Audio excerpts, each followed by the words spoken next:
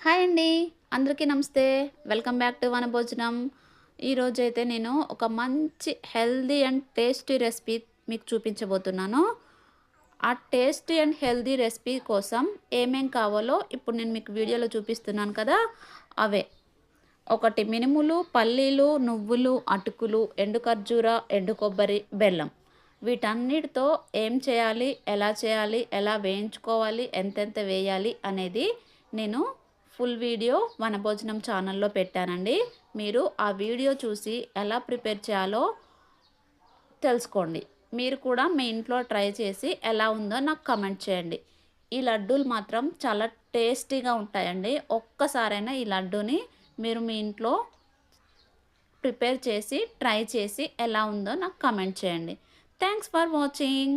Please do subscribe.